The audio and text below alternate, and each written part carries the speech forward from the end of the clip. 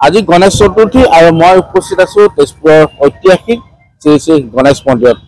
পৰিৱেশ দেখুৱাইছো পুৱাৰ এনেদৰে এতিয়া অজস্ৰ ভক্তপ্ৰাণ লোক ওলাই আহিছে আৰু দূৰ দূৰণিলৈকে এক দীঘলীয়া শাৰী ভক্তপ্ৰাণ লোকৰ আৰু এনেদৰে আজি এই গণেশ চতুৰ্থীৰ পুৱা গণেশ মন্দিৰত সকলোৱে মূৰ দোৱাবলৈ বুলি ওলাই আহিছে। আমি বাহিৰৰ পৰিৱেশ দেখুৱাৰ সমান্তৰালকৈ আমি ভিতৰলৈ প্ৰৱেশ কৰিব বিচাৰিছো আৰু তেজপুৰ ব্ৰহ্মপুত্ৰ পাৰৰ এই যে গণেশ ঘাট স্থিত যে গণেশ মন্দিৰ, সেই গণেশ মন্দিৰত প্ৰতিটো দিনেই গণেশৰ আৰাধনা কৰা হয় আৰু আজি বিশেষভাৱে গণেশ চতুৰ্থী উপলক্ষে যিহেতু অগণন লোক আহিছে আৰু সকলোৱে গণেশৰ ওচৰত মূৰ দোৱাই আশীষ গ্ৰহণ কৰা পৰিলক্ষিত হৈছে। কেমেৰা দেখুৱাইছে আৰু এই মুহূৰ্তত দেখুৱাইছো আমি পূজাৰীয়ে পূজা সভাটো ৰাখিছে। আমি পূজাৰীৰ পৰা এটা মন্ত্ৰ এই মুহূৰ্তত শুনিব বিচাৰিম। পণ্ডিতজী এক মন্ত্ৰ गजाननं भूतगणातिसेवितं कपितजम्बो फलचारुभक्षणम् उमासुतं शोकविनाशकारिकं नमामि विघ्नेश्वरपादपङ्कजं वरदतुण्डं महाकाय सूर्यकोटिसमुत्पन्नं निर्विघ्नं कुरु मे देवं सर्वकार्येषु सर्वदा।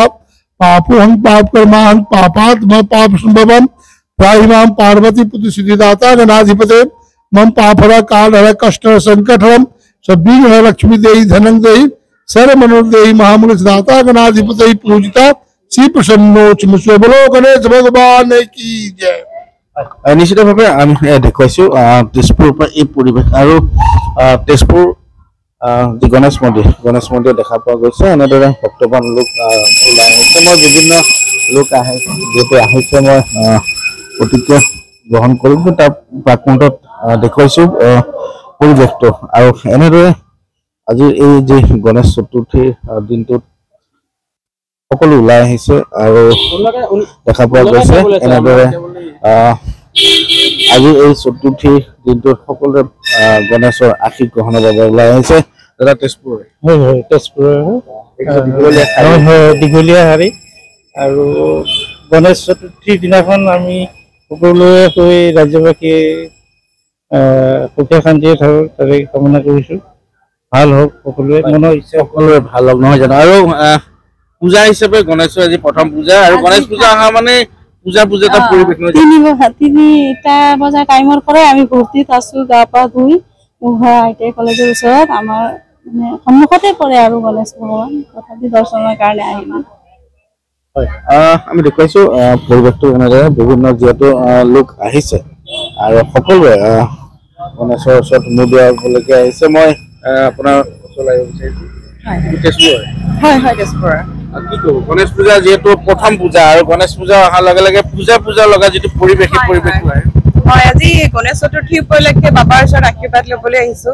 বাবাই যেন সকলোৰে মংগল কৰে তাকে কামনা কৰিছো। বাবাই সকলোৱে যেন কুশলে ৰাখে চবকে সেইটোৱে কামনা কৰিছো। নিশ্চিতভাৱে আমি দেখুৱাইছো পৰিৱেশটো এনেদৰে সকলো লোক ওলাই আহিছে। আপুনি তেজপুৰ এনেদৰে আমি দেখুৱাইছো পৰিৱেশটো তেজপুৰ যি গণেশ মন্দিৰত এতিয়া সকলো ওলাই আহিছে এনেদৰে পূজাৰ বাবে আৰু এক দীঘলীয়া শাৰী আৰু সকলোৱে এই গণেশ চতুৰ্থীৰ দিনটোত গণেশৰ আশীষ গ্ৰহণৰ বাবে ওলাই আহিছে আৰু ঠিক পূজা লগা এক যি পৰিৱেশ এই গণেশ চতুৰ্থীৰ আজিৰ এই দিনটোৰ পৰাই আৰম্ভ হৈছে আৰু কিয়নো খন্তেক দিনৰ পিছতে আৰম্ভ হ'ব শ্ৰী শ্ৰী বিশ্বকৰ্মা পূজা আৰু তাৰপিছতেই মহালয়া আৰু ক্ৰম অনুসৰি যিহেতু শাৰদীয় দুৰ্গোৎসৱ দুৰ্গতিনাশিনী দুৰ্গা পূজা অনুষ্ঠিত হ'ব। তাৰ প্ৰাকমুহূৰ্তত আমি দেখুৱাইছো এনেদৰে বিভিন্ন লোক ওলাই আহিছে। পূজাৰ বাবে ওলাই আহিলে। হয়, আজি গণেশ চতুৰ্থী উপলক্ষে গণেশ মন্দিৰ দৰ্শনৰ বাবে আহিছো।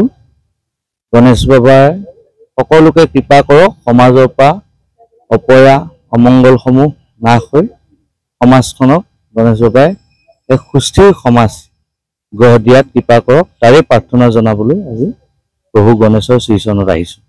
अच्छा लग रहा है आके इधर पूजा करने का जो मौका मिल रहा है अभी।